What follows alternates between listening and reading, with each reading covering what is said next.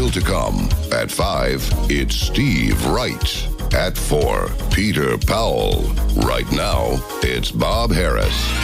BBC Radio 1 Vintage. Hello, this is Bob Harris. I do remember listening to Radio 1 right at the beginning because I was a massive fan of the Pirates. Radio London in particular was my pirate radio station, and Tony Blackburn, Kenny Everett, John Peel. There was a core of fantastic broadcasters that emerged via Radio London that then came across to Radio 1 when Radio 1 launched in September 67. So I sort of followed them onto the network. If they took me with them, if that's the right way of putting it. I was a Peel protege. John became something of a champion for me. He recognized the desire I had to be on the radio. I'd already started doing a few DJ gigs, and John really liked what I was doing. Finally, in 1970, John was taking a 4-week break. So suddenly those 4 Wednesday programs came up on Sounds of the 70s, and I found myself absolutely from nowhere. I'd done no radio before, sitting in for my great hero, John Peel, on Radio 1. And I loved it so much, I can't even tell you the feeling I felt when I got into the studio. I wasn't nervous as such because I'd visualized myself in this place for so many years before. But a few weeks later, David Simons, who was doing the Monday programme, resigned, and suddenly that show came up and the BBC offered me that show. So that's how it all got started.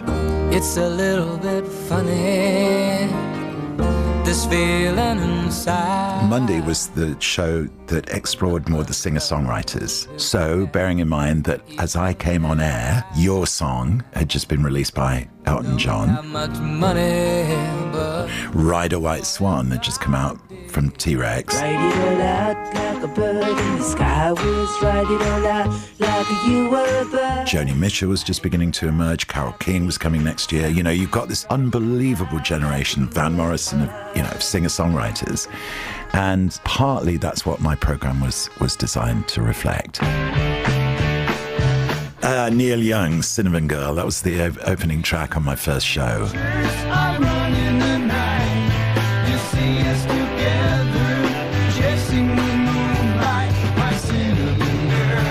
Typically, sessions from people like Free, Wishbone Ash. Wishbone Ash had their first ever broadcast on my first ever show, so we were, very much connected, the two of us. Bridge Over Troubled Water was coming out just as I started on air. The Only Living Boy in New York was always my favourite track from that.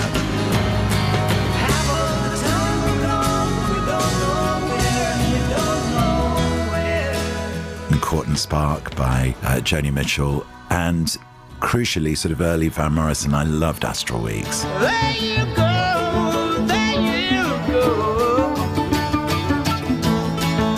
Stand in the sun, darling. My second programme, I think it was, we had a session with Elton, with the band that he had with him at the time. They came into Maida Vale, recording 4 tracks, with the band playing more or less live. You're capturing live from the floor straight to tape.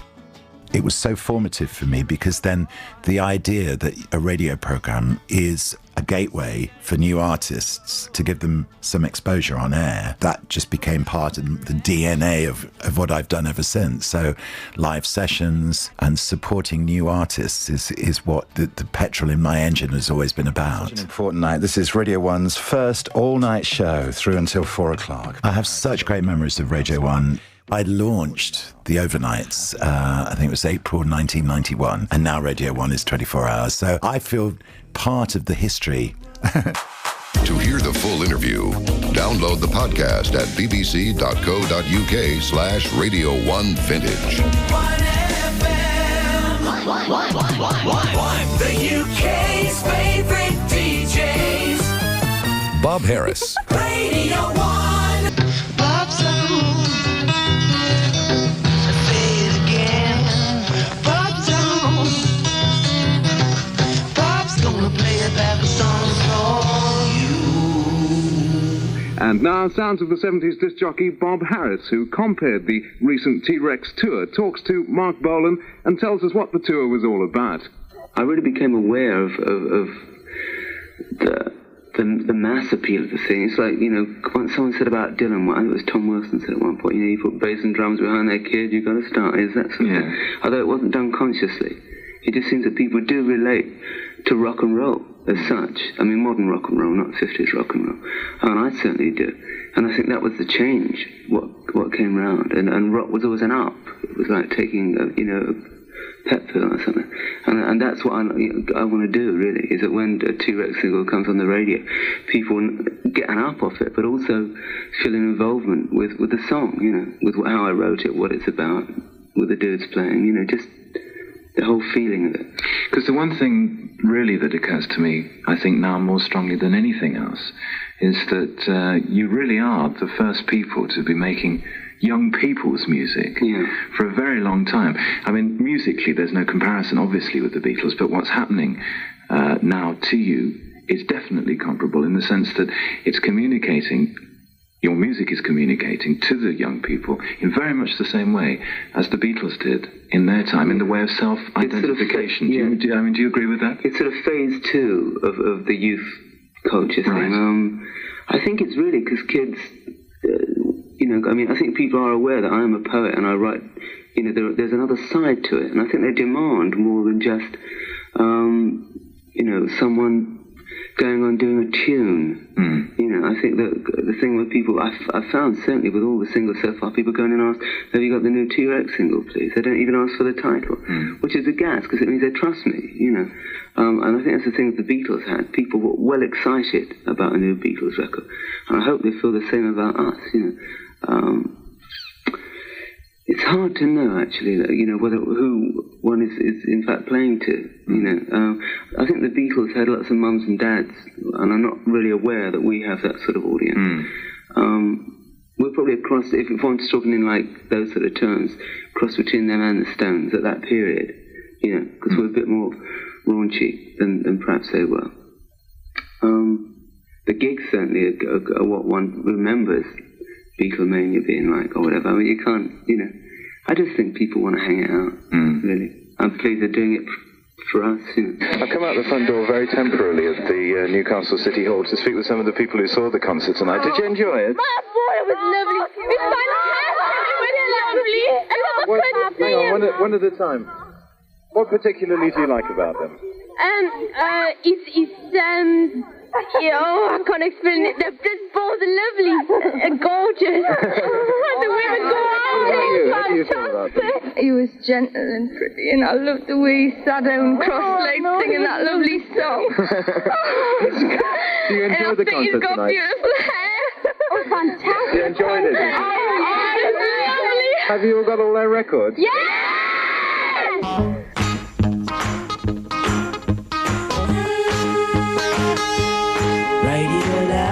Like a bird in the sky, was ride it all out like you were a bird. Fly it all out like an eagle in a sunbeam. Ride it all out like you were a bird.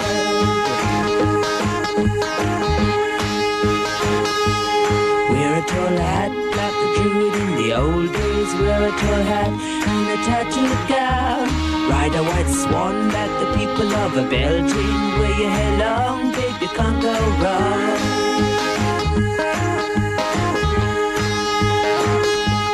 Catch a bright star and a place it on your forehead. Say a few spells and baby, there you go. Take a black cat and sit it on your shoulder. And in the morning you'll know all you know.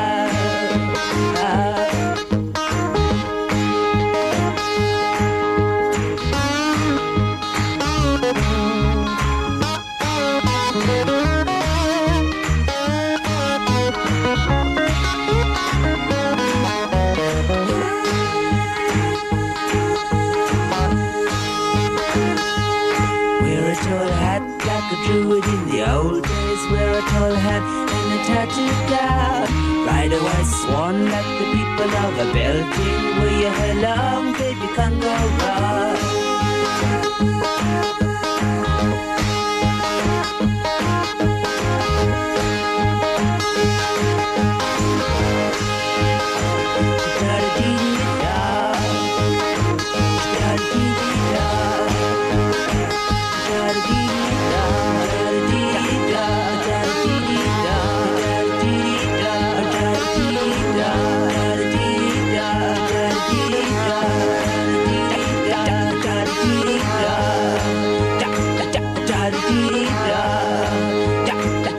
Hello again, welcome along to the programme. This is Bob Harris introducing a compilation programme of some of the nicest music from the In Concert series during 1975. All solo artists on the programme tonight, and during the next 60 minutes or so we'll be listening to music from people like Country Joe McDonald, Steve Tilston, Loudon Wainwright, Bryn Howth, Don McLean, Alan Hull and Melanie, among others. But to start us off, here's music now from Christa Berg.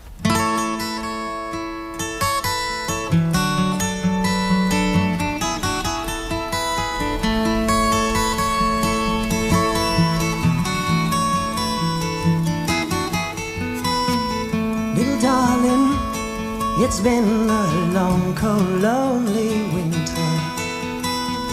Little darling, it seems like years since it's been here. Here comes the sun. Here comes the sun. It's alright. Little darling, oh, I see the smiles on their faces. Little darling, it seems like years and years since it's been here. Here comes the sun. Here comes the sun. It's alright.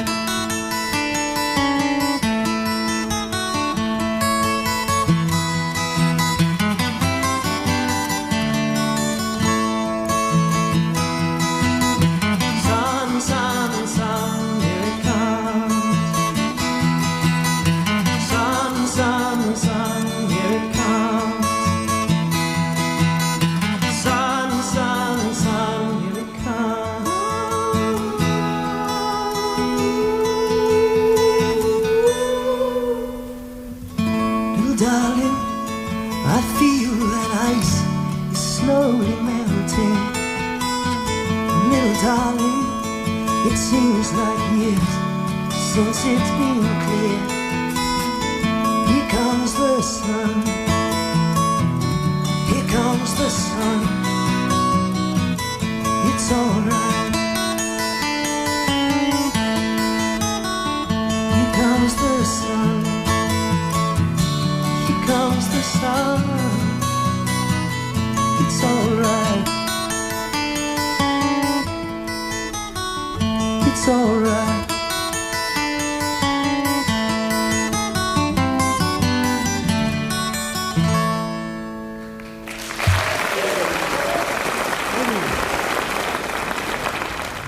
Well, it's been interesting to see just recently how many people have been going back and re-recording old Beatles songs. Leo Sayers' last single, Let It Be, comes immediately to mind, and that was Christa Berg recording one of the songs from the Beatle album Abbey Road, a George Harrison song called Here Comes the Sun, recorded for the In Concert programme in March this year. And once a year, I'm glad to say, Loudon Wainwright comes over to Britain to pay us a visit. The last time that I saw him was on a marvellous sunny summer day at the Cambridge Festival in 1974. But in fact, in 1975, he came into the concert programme around the middle of the year to record some songs for us then, and the first of those was by Centennial Anniversary.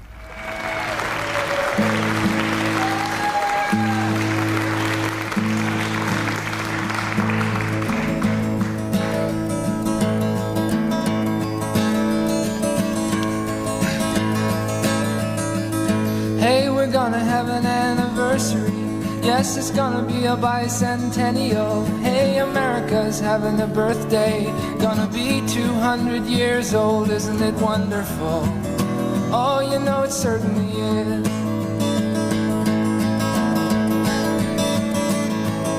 Goodness, what a wonderful country. Wow, what a nifty history. Oh, gee, it's a powerful nation, and it's been 200 years now, isn't it wonderful? Oh, you know it certainly is. Well, I relive my country's history in a class called Social Studies, and I learned to pledge allegiance and to sing my national anthem, My Country 'Tis of Thee. Yeah, you know we've got our heroes, I mean Washington and Lincoln, and including old Jack Ruby be, and including Richard Nixon, weren't they all wonderful? Oh, you know they certainly were. So let's hear it for Ohio and the rippling redwood forest, for the Sawmill River Parkway and Oklahoma's strange panhandle. Aren't they all wonderful? Yeah, yeah, yeah. Yeah, we're gonna have an anniversary. Yes, it's gonna be a bicentennial. Hey, America's having a birthday. It's gonna be 200 years old. Isn't it wonderful? Oh, you know it certainly is.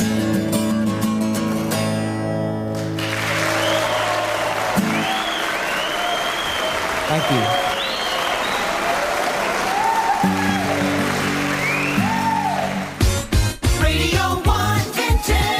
Hi, this is Bob Harris. You're listening to Radio 1 Vintage. And still to come... I think Brian Wilson changed the sound of American music. Bob, last week you asked my colleague, Mr. Ray Silk, to put the kettle on, and I have to report that you were successful. Please could you ask him for a repeat performance? Mr. Brian May. I'm smiling here, Bob. Radio 1 Vintage.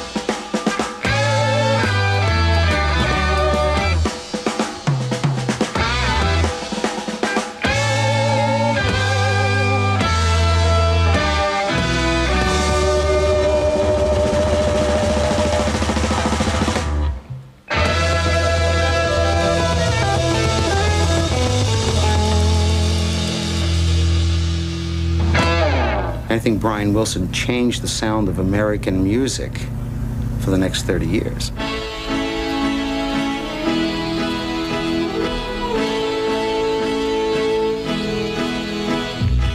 BBC Radio 1 presents The Beach Boys story narrated by Bob Harris.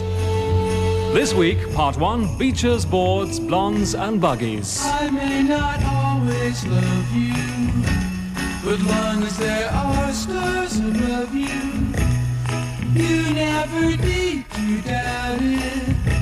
I'll make you so sure about it. God only knows what I'd be without you.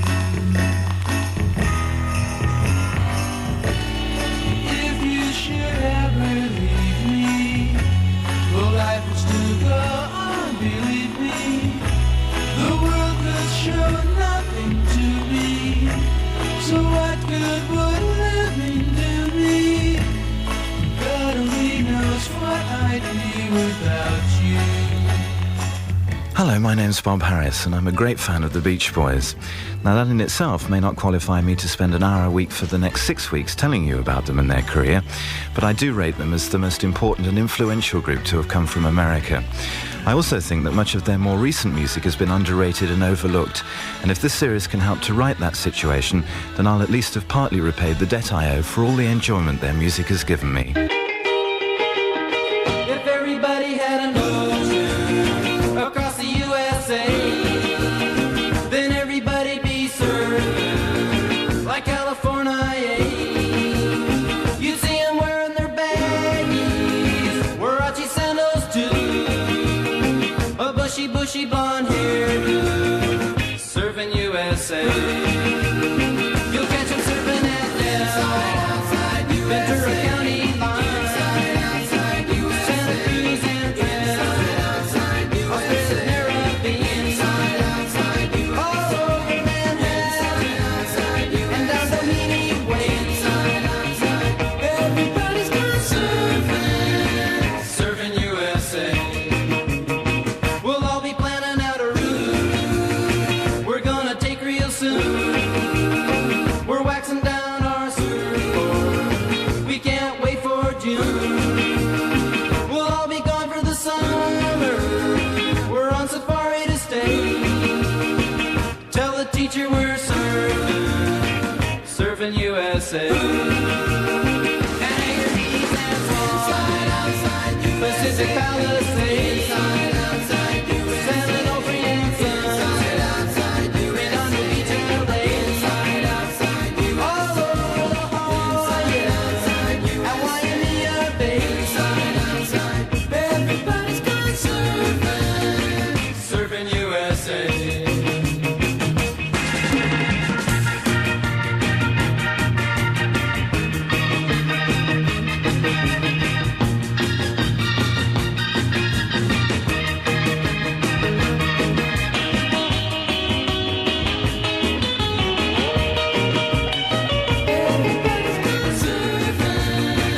Surfing USA.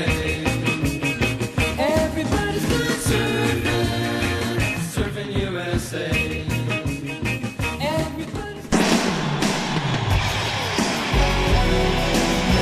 From midnight to morning, this is Bob Harris.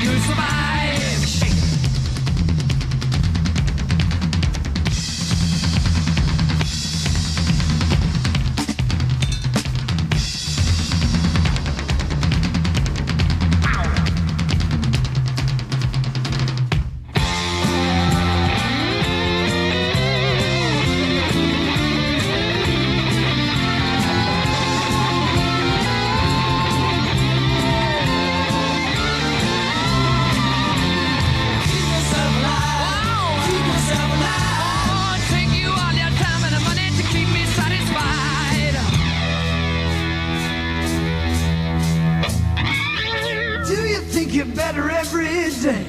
No, I just think I'll just steer her to my grave. –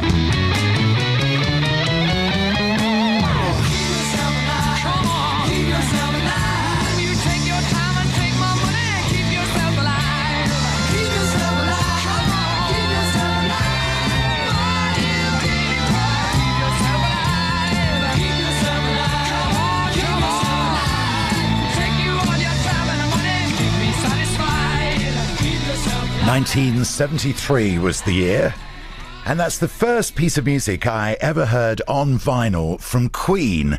And I remember getting the album through and putting the needle down on the vinyl and hearing the front of that song and thinking, wow, this just sounds so great. And I just wanted to reminisce about this for a moment with Mr. Brian May. I'm smiling here, Bob. I remember it too. Of course, what I remember is this is the first piece of television ever that we got as a band, as Queen, and we turned on the whistle test to see this little train chugging along, little cartoon train, and lots of strange footage from the early days of filmmaking to that track.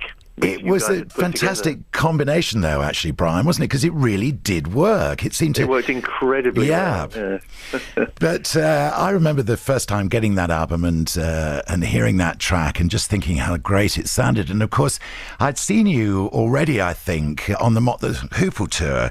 I saw you at the Rainbow. And, of course, you immortalised that tour in the song Now I'm Here. That's right. Well, you know about these things, but not many people do these days.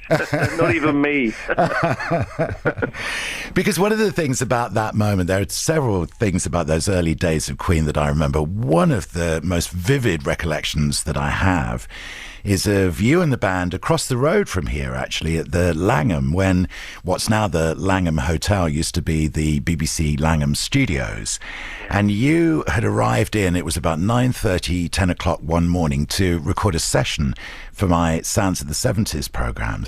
Yeah. And I remember Freddie standing under one of the bulbs there, one of the little spotlights in the studio, just giving it, as he always did, just giving it absolutely everything. And I remember him standing there with the veins on his neck standing out as he gave everything to that performance at that moment. And to me, Brian, that seemed to sort of characterise him. Absolutely, yeah. Freddie never did anything by halves. Yeah, complete passion, complete devotion, complete dedication. Yeah, that was Freddie. Yeah. Happy 40th, by the way. Thank you, Brian. Well, more power to you as well. And I'm so thrilled you're able to join us on the phone tonight. Thanks very much indeed for 35 years of great music as well. God bless. Thank you, Bob. Absolutely. And we'll see you soon. Cheers. Yeah. Bye-bye now. Bye. Bye.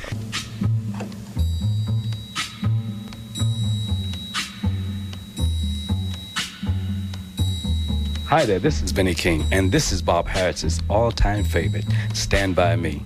Okay, Bob, let's hear it. When the night has come and the land is dark and the moon is the only light we'll see. No, I won't be afraid. Oh, I won't be afraid. Just as long as you stand by me. So darling, darling, stand by me. Oh, stand by me. Oh, stand by me. Stand by me. If the sky that we look upon should tumble and fall, or the mountain should crumble to the sea, I won't cry, no, I won't shed a tear, just as long as you stand by me. And darling, darling, stand by me. Oh, stand by me. Oh, stand now. Stand by me. Stand by me.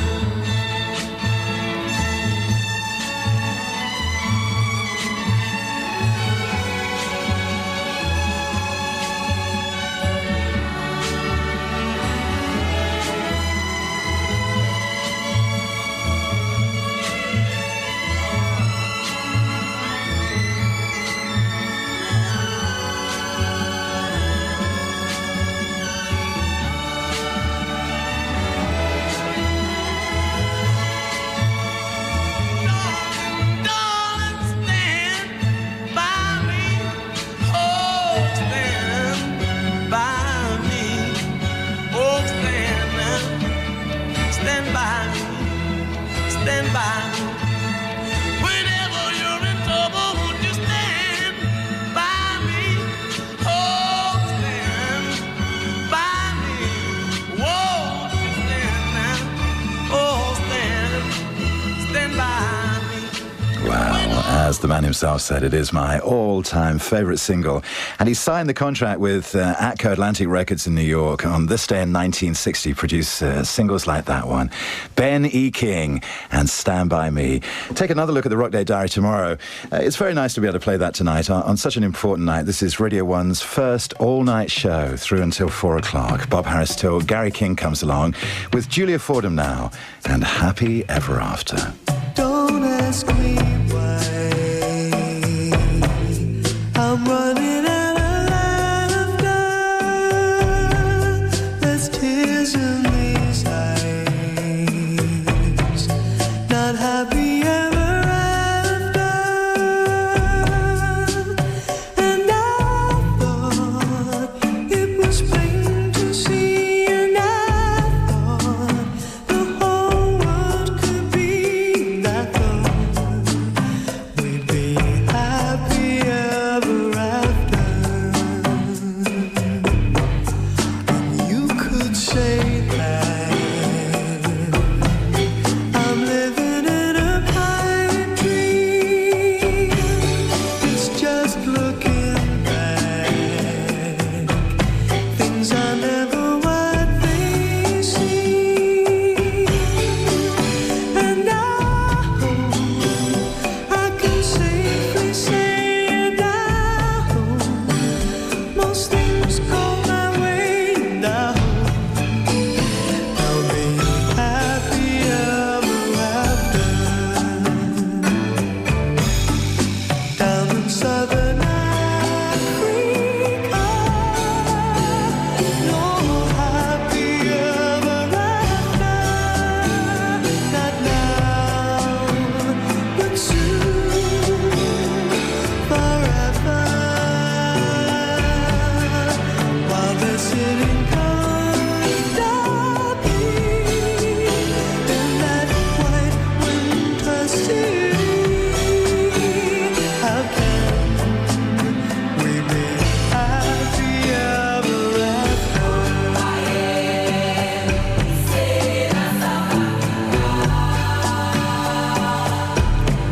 So don't ask me why I'm running out of laughter. There's tears in these eyes. Not happy ever after. And I thought it was plain to see, and I thought it may be you and me, and I thought we'd be happy ever after.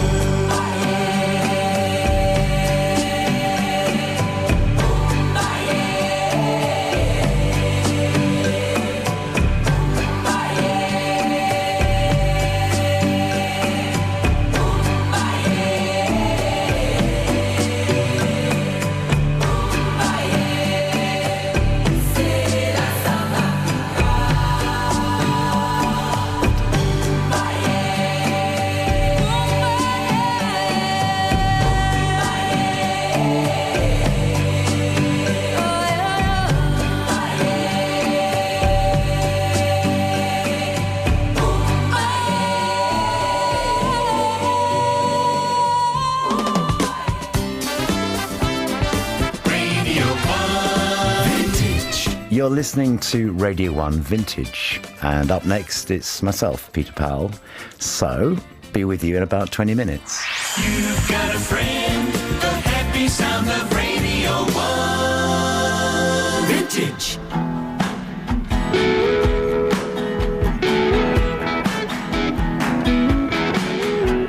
Yeah, if I could stick my hand in my heart, I'd spill it all over the stage. Would it satisfy you? Would it satisfy you? Would you think, boy, it's strange? Ain't it strange?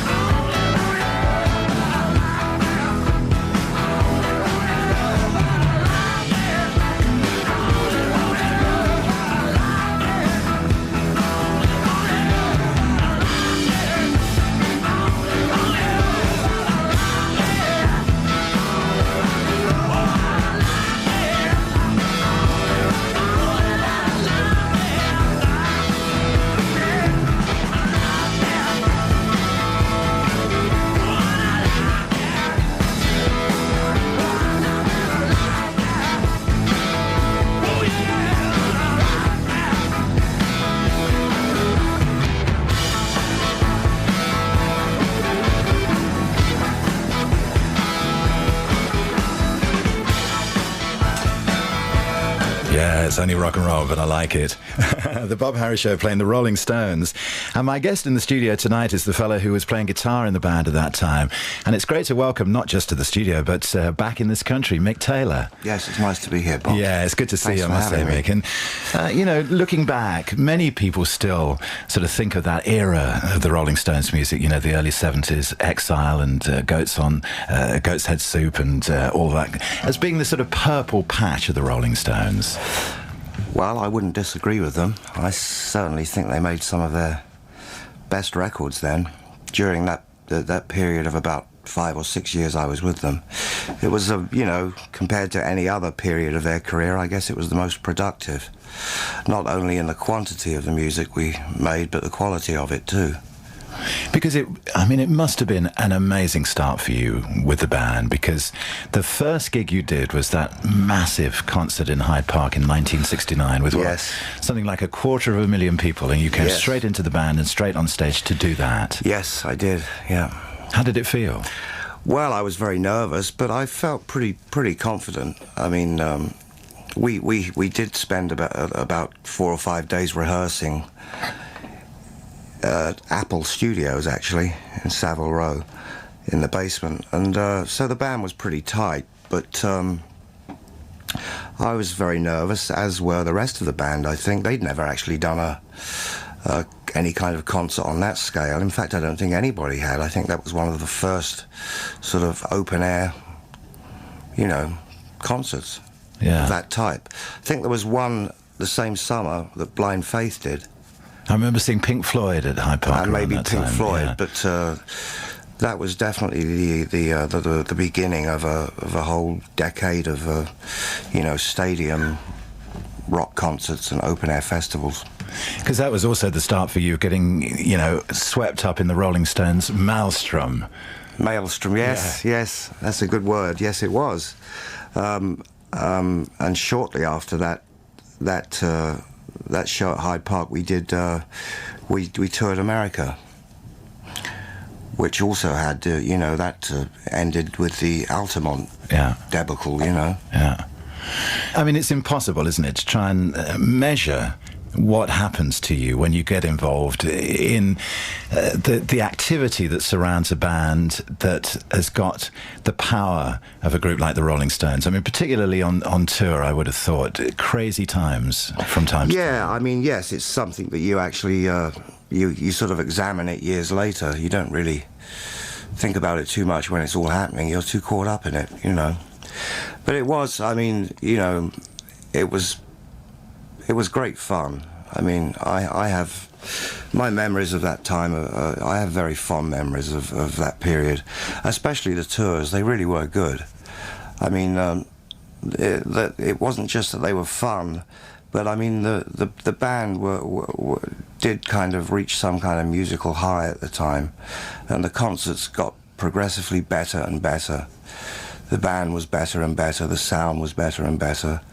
I mean, there's a lot of bootleg albums from that period that reflect that, you know. And I mean, people did see you at the time as being, you know, bringing in the music, as it were. Because, I mean, with all the pyrotechnics on stage, I mean, you were thought of as being the musician in amongst all this. Does that make sense? The quiet, introspective musician. Well, I suppose compared to the rest of them, I was. I mean, although Charlie Watts, as you probably know, is a very quiet, shy, introspective man, but most of the attention was focused on Mick and Keith, and we were actually glad of that, you know. And you brought your guitar in with you tonight, Mick. Yes, I brought a guitar, yes. A guitar.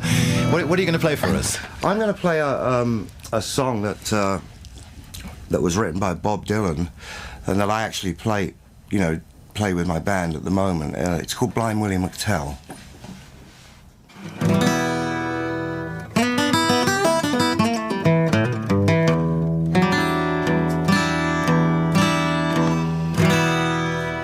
I've seen the arrow on the doorpost saying this land is condemned,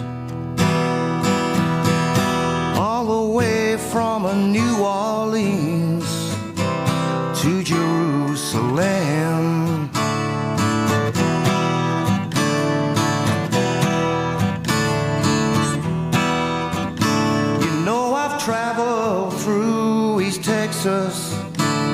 where many martyrs fell. Nobody can sing the blues like Blind Willie McTell.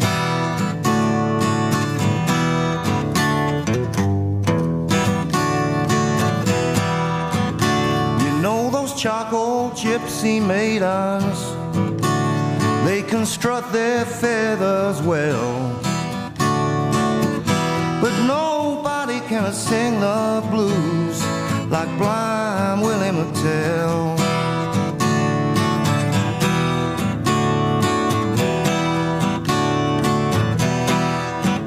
I see those big plantations burning, I hear the cracking of the whips, I smell the sweet magnolia blooming, I see the ghosts of the slavery ships.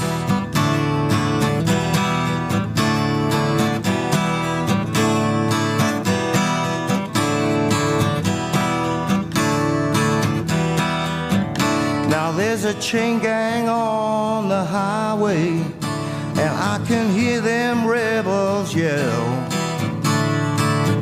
but nobody can sing the blues like Blind Willie McTell.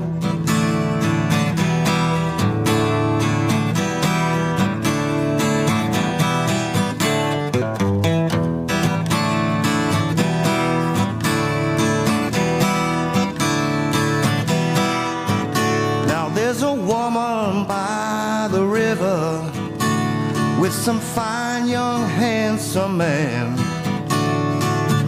He's dressed up like a country squire with bootleg whiskey in his hands.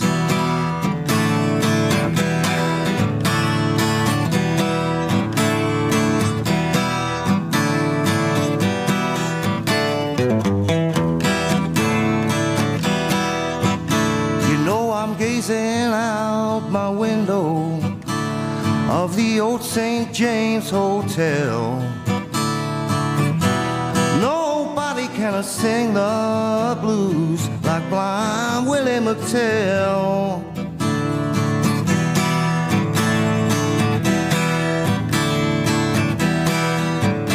You know that God is in his heaven, and we all want what is his.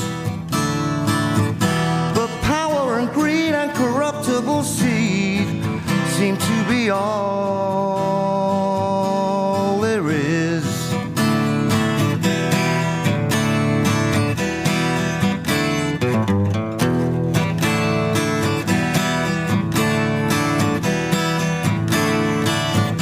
And nobody can sing the blues like Blind Willie McTell.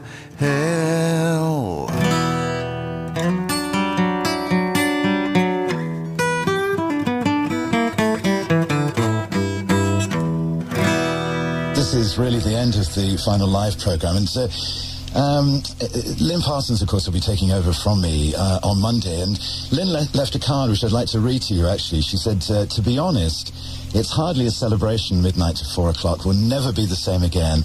But here's a little bottle of bubbly for you and your wife, Trudy, to share on your first night, or should I say, weekday night in bed together. Lots of love from Lynn.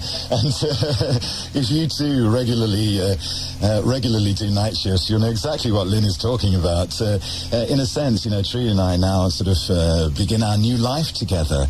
I'll actually sort of experience what it's like to get up at 8:30 in the morning with Miles. So I wish all the very best and lots of good luck to Lynn. I would also like to thank for his friendship and you know, for the marvellous entertainment that he's provided, sitting watching through the glass to Nicky Campbell each evening. During this past 3 or 4 years, Nicky and I have built up a very strong friendship, which has become increasingly special to me, and I've admired his broadcasting skills very, very much. In addition, you know, people like Steve Wright, who's always been so supportive here, Steve Edwards, with whom I've become very, very good friends, DLT, who's been very supportive over recent weeks, and also the late Alexis Corner and the late Roger Scott.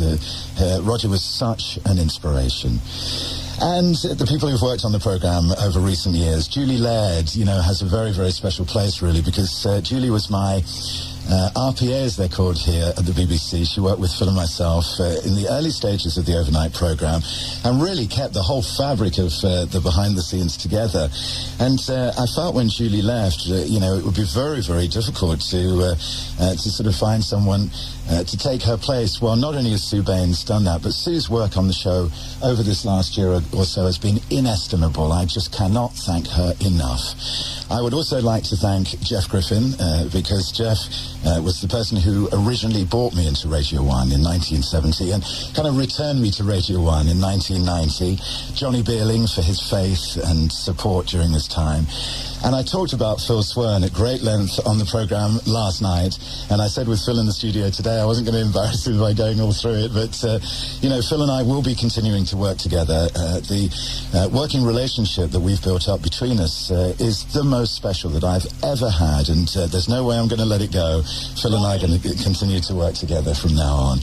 And really to you, it's you that's made this programme so enjoyable for me with your phone calls and your faxes and the letters that have come in. We've had something like 1,500, 2,000 letters into the programme during the last 3 weeks or so. And I know it sounds a kind of extravagant pledge, considering the numbers and everything, but, you know, I will have time now over the next, 3 or 4 months, 5 months or so, and I'm going to sit down and write back to every single one. They've each of them meant so much. So thank you. That's all I can say, and I'll see you soon.